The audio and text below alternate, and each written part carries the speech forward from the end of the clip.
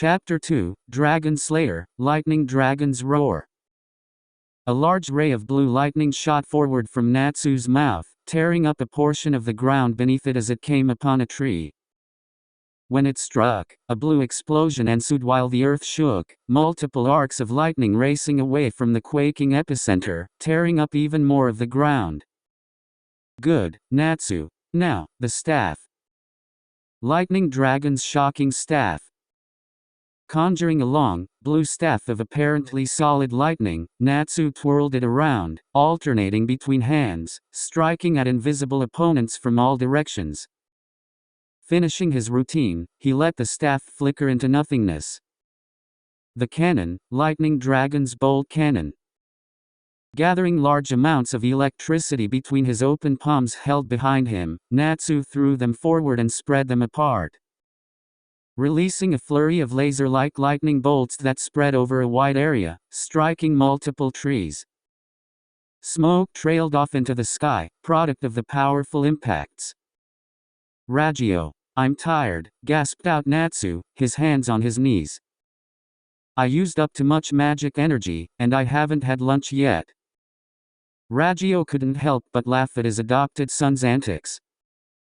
Always, after every single training session, Natsu would eat a lot.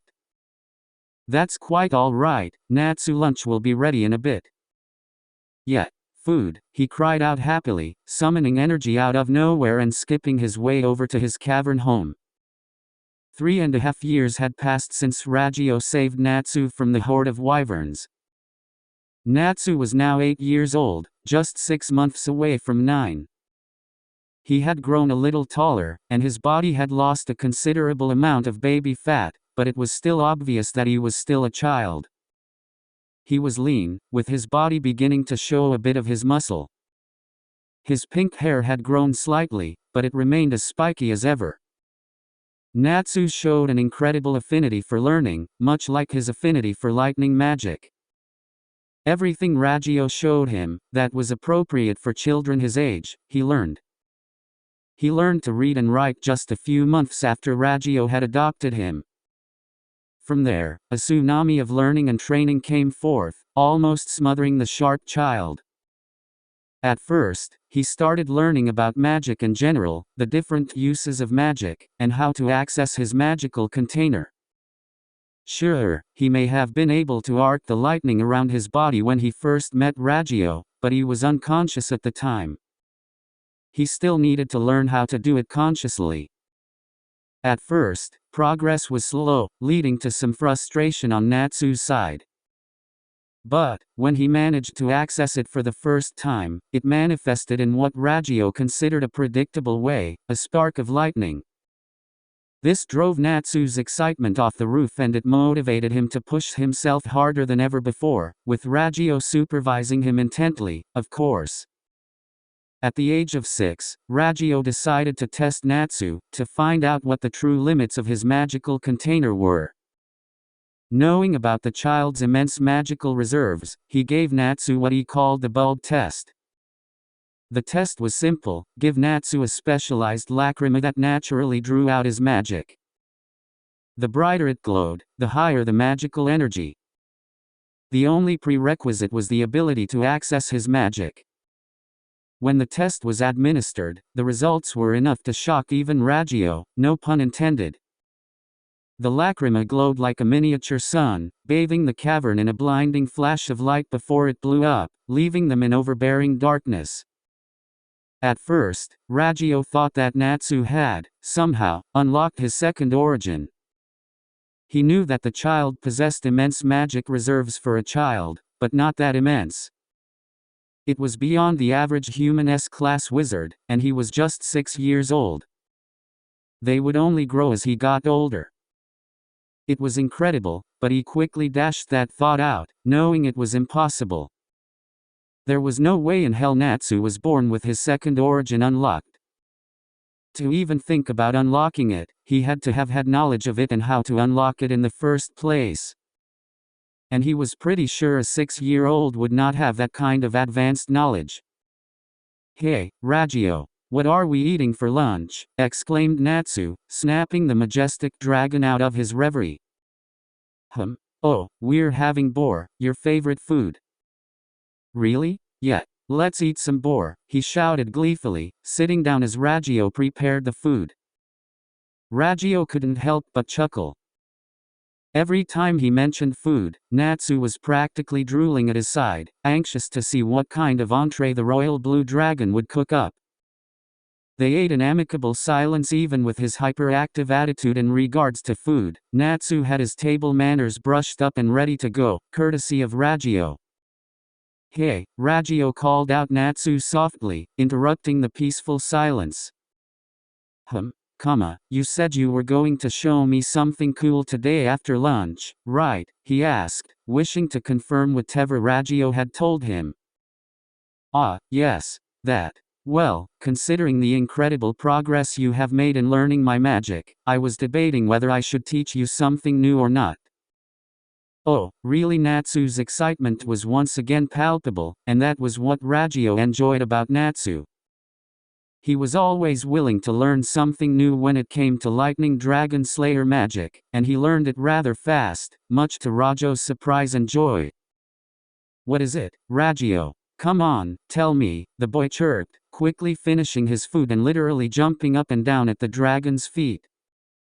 Oh, all right, I'll tell you, can't really keep anything from you, kiddo.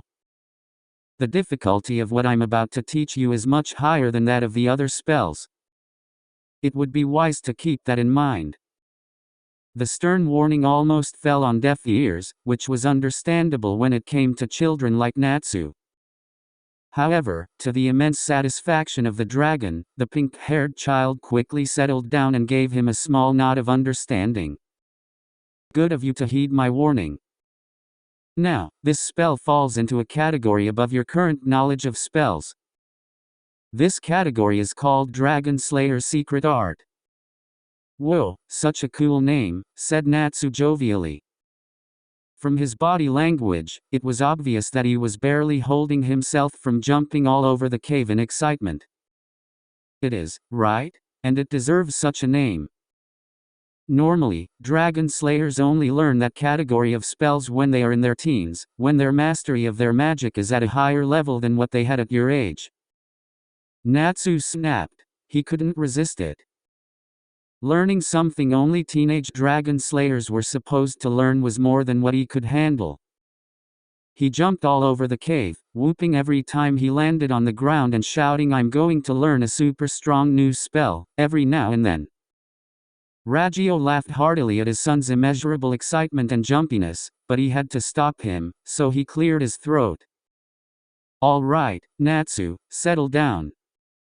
Natsu didn't hear him. He was still running around like a headless chicken while cheering his lungs out. The Lightning Dragon King couldn't help but grow a tad bit ticked after a little while. All right, brat, sit down, or I won't teach you anything. The sheer volume of his booming voice scared the living daylights out of Natsu. The rumbling of the cave only added to that, not to mention the draconian growl that followed it.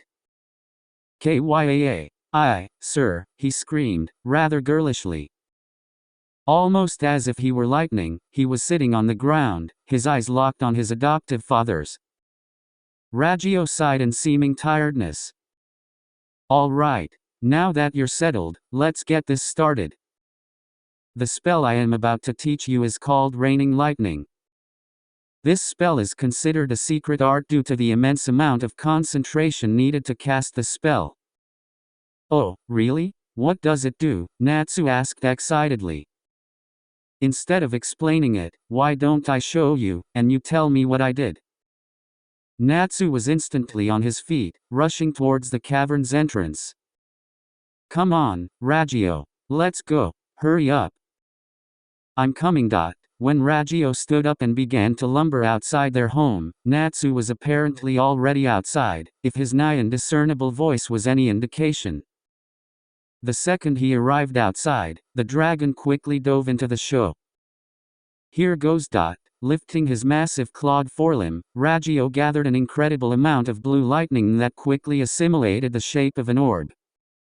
Without even uttering a word, he launched the massive orb into the clear sky. However, the sky quickly began to darken as the orb expanded at an alarming rate. Lightning began to crackle across the orb, the resulting thunder relaying its superheated message. "Get under me, Natsu." There was no need to ask why. The seriousness that dominated Rajo's tone of voice was more than enough to spur Natsu into action. Then, Rajo swiped his claw downward.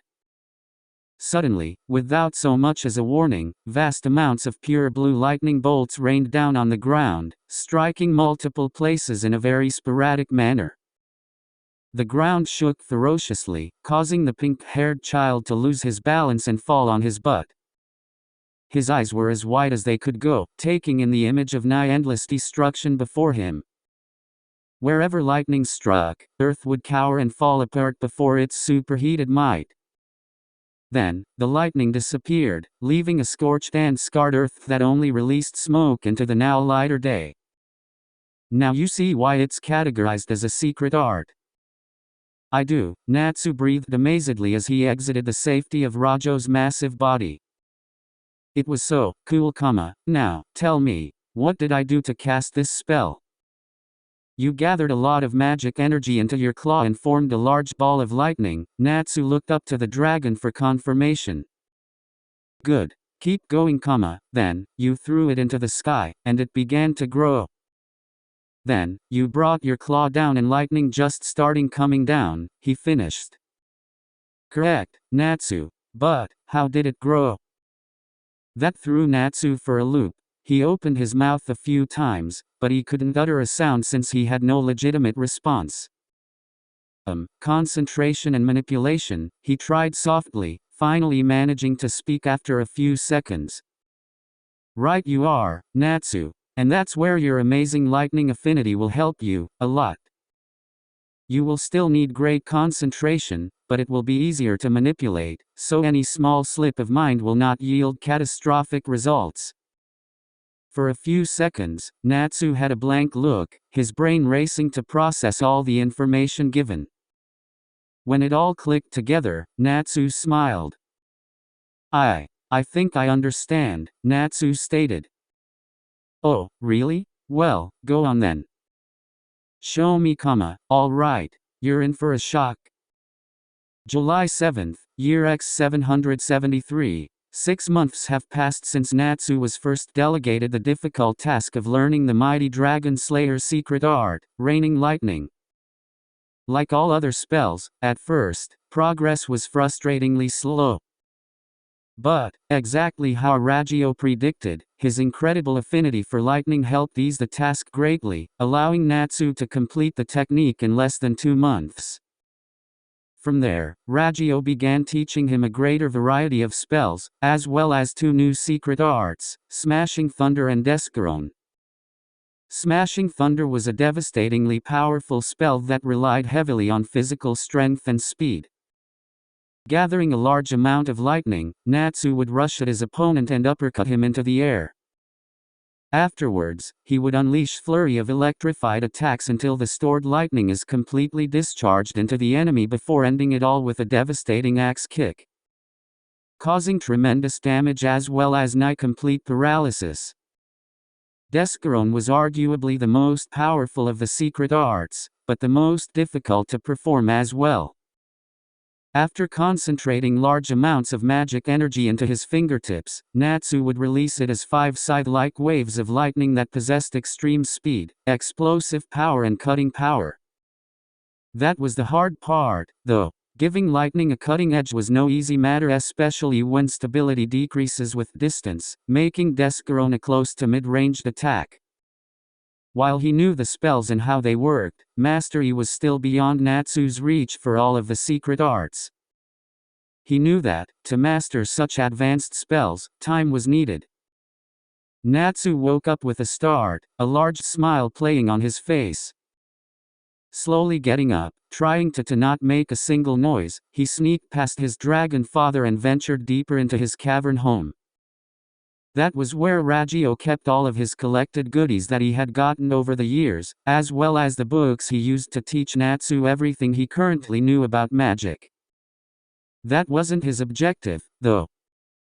His objective was a rather large and intricately designed chest that rested under a rather odd-shaped rock. As he pushed it aside, his eyes fell on the prize. He had to give Raggio credit, the chest was very well hidden. So well hidden it was that if Natsu had not stumbled upon it by sheer dumb luck, it would have probably stayed under the rock for the rest of eternity. He gingerly picked up the rather large and heavy chest. For quite some time he wanted to know what the contents were, but an incredibly complex array of sealing magic prevented him from ever finding out. He was sure that Raggio did not know that he knew of the existence of the chest, and he wanted to keep it that way until he managed to unseal the chest. "I see you already found that chest, Natsu." Natsu yelped in surprise, whirling around painfully quickly and locking eyes with his foster father. Raggio, good morning. I didn't know you were awake, Natsu greeted shakily, now looking at anywhere but him. Don't worry, Natsu, you were bound to find it, anyway. Want to know what's in it, right? Natsu could only nod, completely nonplussed. Raggio lowered his snout to the ground right in front of the pink-haired birthday boy. Well, I suppose that shouldn't be a problem, since you've been training extra hard these past few months, and it's your birthday today. Happy birthday, Natsu. Natsu did not respond. He just jumped at his father's snout and hugged it as tightly as he could. Thanks, Dad, he muttered. That single word always had a profound effect on the Lightning Dragon King. While he preferred being called by his own name, even by his adopted son, being called Dad once in a while always served to bring happiness to the old dragon's heart. Now, for your gift, please come with me. I'll tell you about this after you get your gift. Okay. Natsu nodded giddily, his mind full of thoughts of what kind of gift he would receive from his adoptive father. Together they trekked through the cave for less than a minute when Raggio stopped in front of a small boulder that seemed to be sectioned evenly. Without further ado, he pushed it aside, revealing another particularly similar chest without the complex array of sealing magic. Here is your birthday gift, Natsu. It took some time to prepare it, but it's finally complete. Natsu heaved the chest out, placed it in front of him, and opened it, all in the span of 30 seconds. The gift, though, was not what he expected. A lacrima, he intoned his query. However, he noted that the lacrima was not like any of the lacrima he had seen before. While all the lacrima he had seen were transparent, this one was a royal blue color, just like Raggio. But there's the catch, Natsu. This is not just any ordinary lacrima. This lacrima contains something very special, something that will help you a lot in your training as a dragon slayer.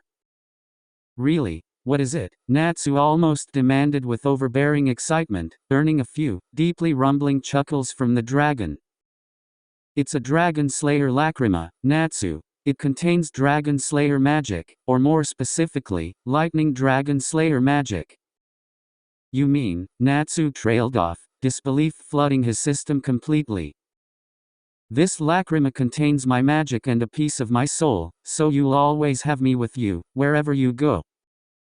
Natsu was rendered completely speechless, and for a vastly energetic 9-year-old child, that was damn near impossible. Even he understood the serious implications of what he was just told. Entrusting a piece of one's precious soul to another, be it friend or family, was an absolute sign of the highest trust held in that person. Wow, a dragon slayer lacrima, he whispered excitedly. And it's going to help me with my training. Yes, it'll augment your dragon qualities, giving you greater manipulation of your lightning as well as access to techniques that are far more difficult to access for those just trained by a dragon or implanted with a dragon slayer lacrima. Also, your magical container will grow. How much, I don't know, but it will.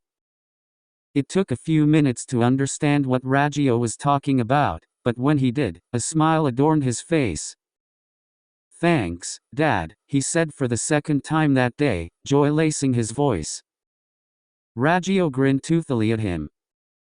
So, what does the other chest have? Natsu asked suddenly, throwing the old dragon for a loop. What? Oh, right. That chest contains a dragon slayer lacrima, very similar to the one I just gave you. However, that chest contains a lacrima for fire dragon slayer magic. Really? Natsu shouted, his eyes shining. Who gave it to you, a friend of mine, the fire dragon king, Igniel.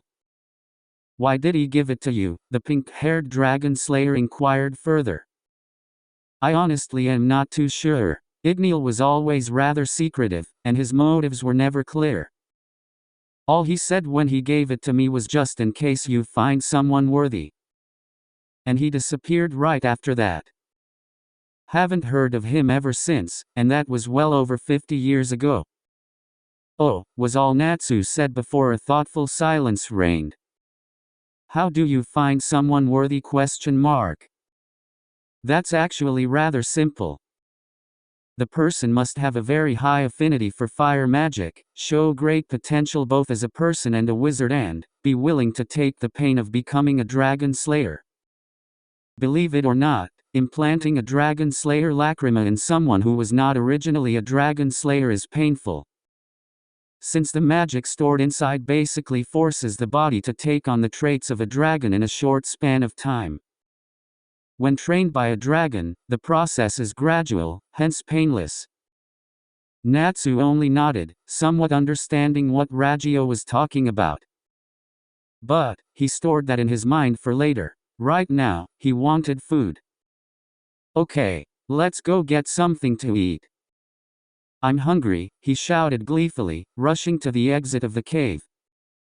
Ragio only followed suit, a toothy smile playing on his scaly face. All right, Natsu, lay down right there, please. Did you bring the lacrima like I told you?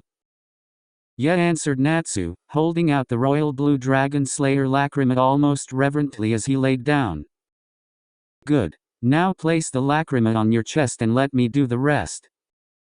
Natsu nodded fervently, excitedly anxious at what was coming. He was about to receive the most precious gift he was ever given in his short life apart from a caring father in Ragio, a piece of his own soul.